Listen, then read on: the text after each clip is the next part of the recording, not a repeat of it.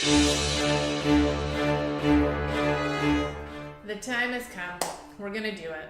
We're gonna talk about something that might be a little controversial, that people have a ton of opinions on.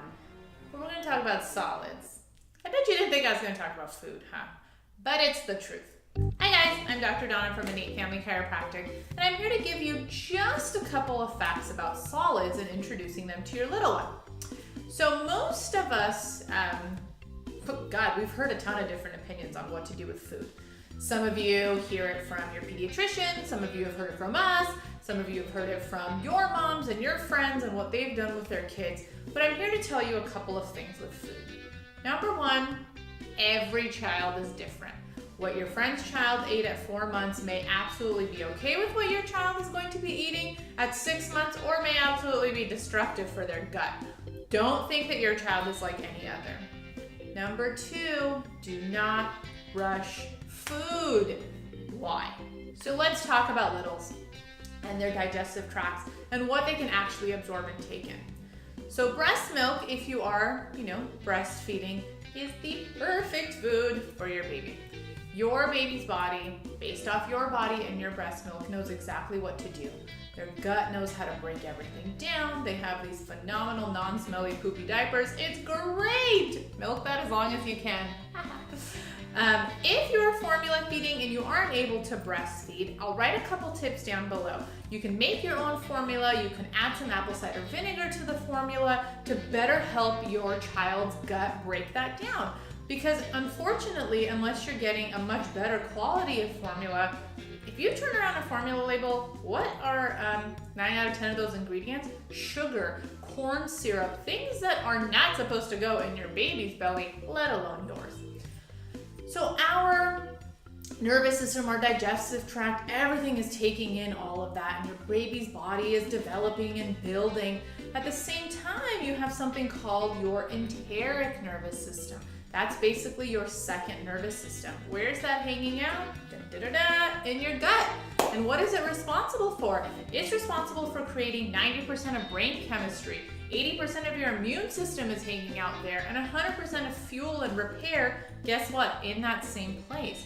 So if we don't take care of that enteric nervous system and we bombard it, then what's gonna happen on the other side? We might get depression, anxiety, some mood issues, ADD type issues, because guess what? Massive part of brain chemistry, right? Any type of allergy, eczema, things like that, and fatigue. So watch for those things. And if those are things that your kids are experiencing now, could have started from something when they were younger. So don't just rush into foods. And if there's anything that you take away from this video, do not start with rice, cereal, oatmeal, whatever it might be. Those things are destructive to your gut. A baby does not have a baby does not have the saliva or the enzymes in their saliva to break those things down.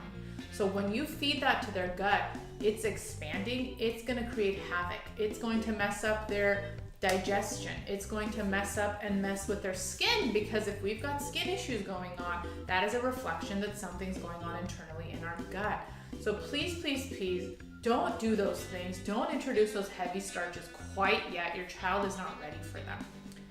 Perfect first food is what? Avocado. Living in California, we got a lot of them hanging around. So take some avocado, mash it down, add some water, add a tiny bit of a lemon essential oil, maybe some coconut oil, tiny bit of olive oil, add some breast milk, whatever it might be, and play.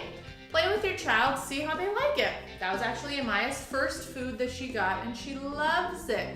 So start with things like that.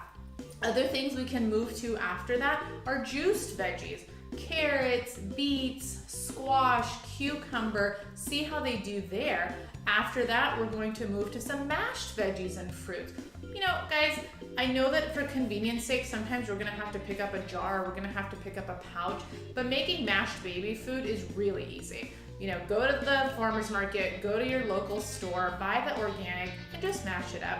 You can save it for a couple of days depending on what it is, jar it up yourself, and your child will be so thankful.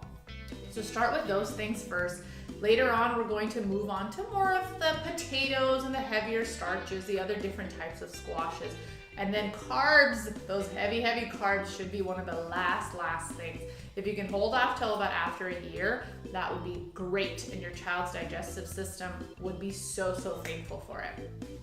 So I've told you a couple of foods you can try, but the bigger question, that this is where the controversy comes in, is when. When do kids start solids? Remember one of the first things we talked about at the beginning of the video? There is no time frame for every child. This is no cookie cutter system. Everybody's gut is different, right? I mean, look at you and look at some friends. You guys all have digestive differences, right? Why can't your kids have the same thing? Great rule of thumb is no teeth, no food.